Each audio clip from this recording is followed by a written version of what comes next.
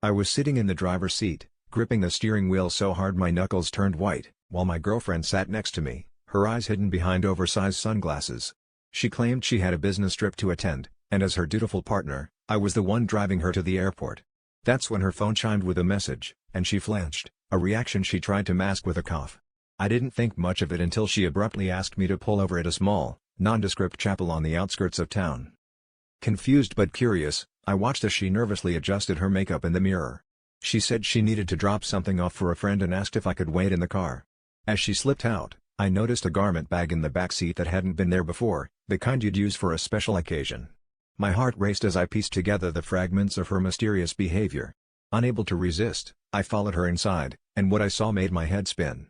There she was, in a wedding dress, exchanging vows with a man whose face was etched with devotion and happiness, emotions that were supposed to be mine. I stumbled backward, the weight of betrayal crashing down on me, a tidal wave of disbelief and heartbreak. My mind reeled with 1,000 questions, none of which could escape my lips.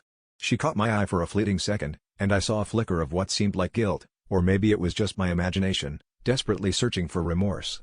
The ceremony continued, oblivious to my presence, and I realized I was nothing more than a pawn in her elaborate deception. Driving away from the chapel, I felt a mix of anger and relief. Her betrayal cut deep, but it forced me to confront the truth I had been avoiding for too long. I had been so consumed with being the perfect partner that I ignored the cracks in our relationship, the signs that something was amiss. It was a bitter lesson in self-worth and trust, and as the countryside blurred past the car windows, I made a vow to myself, a promise to never let someone else's deceit blind me to my own happiness again.